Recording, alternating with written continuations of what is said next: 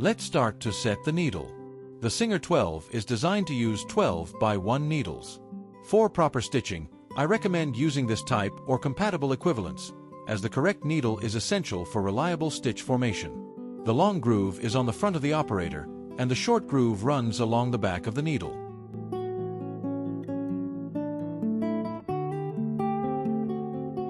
To check correct needle positioning, align the machine using the needle bar reference line.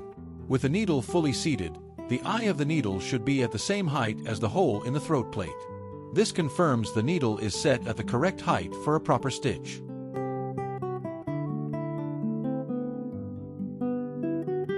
To thread the needle, place the spool of thread on the spool pin nearest the balance wheel. Guide the thread through the thread guide, down between the tension discs, and up through the check lever.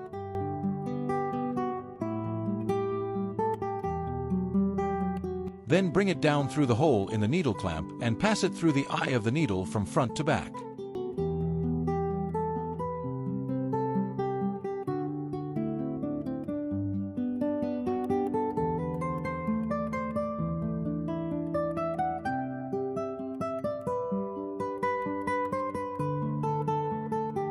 Leave a thread tail of about 3 inches and place it under and behind the presser foot.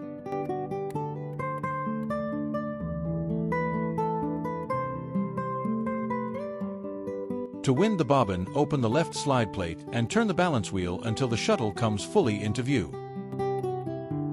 Remove the shuttle and take out the bobbin.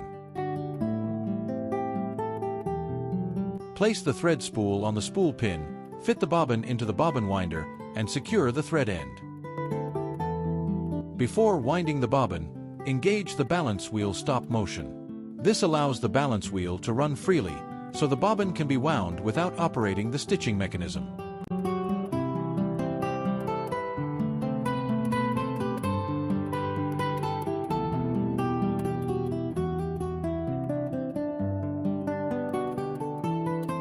Place the thread spool on the spool pin, fit the bobbin into the bobbin winder, and secure the thread end. Hold the shuttle in your left hand, and fit the bobbin into the shuttle cavity.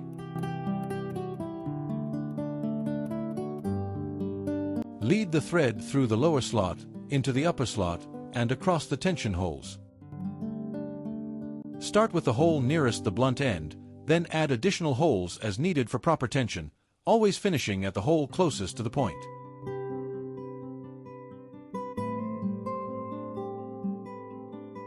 Down on the slot and finally, pass the thread under the tension spring.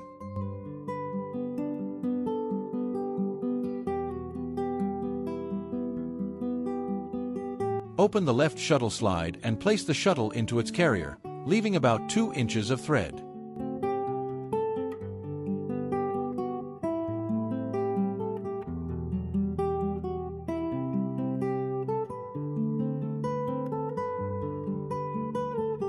Draw the needle thread down through the eye of the needle and hold it lightly.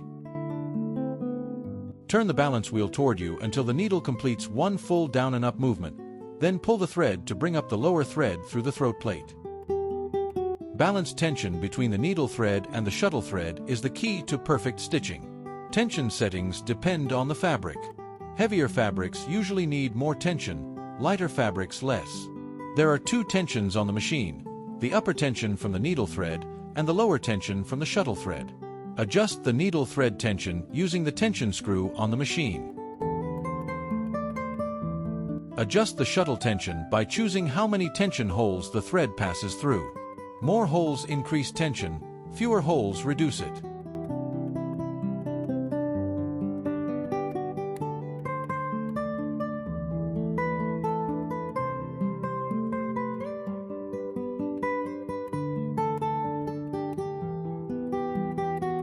Now is time to sew. Place both threads and the fabric under the presser foot, lower the presser bar lifter, and begin sewing by turning the balance wheel toward you.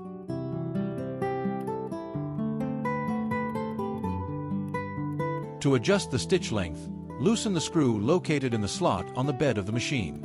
Move the screw to the right to lengthen the stitch, or to the left to shorten it.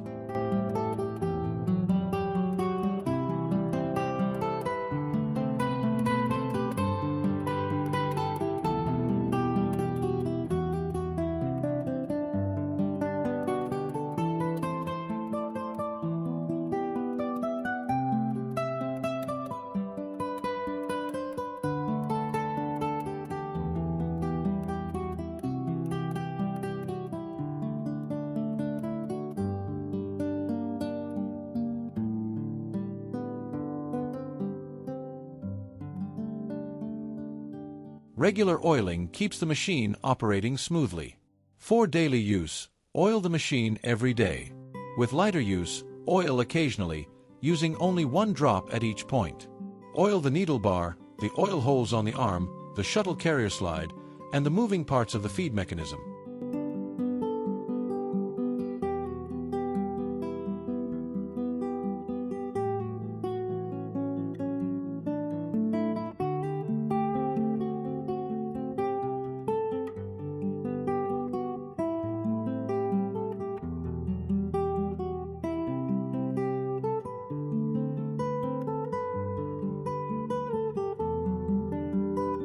After oiling, run the machine briefly and wipe off any excess oil. Let's have a look of the stitching mechanism. The Singer 12 uses a transverse shuttle system, with the shuttle moving left to right beneath the needle. As the needle rises, it forms a loop of thread that the shuttle passes through, enclosing the bobbin thread. The take-up lever then tightens both threads, forming a locked stitch inside the fabric. Simple, reliable, and historically significant, this system represents one of Singer's earliest stitch-forming designs.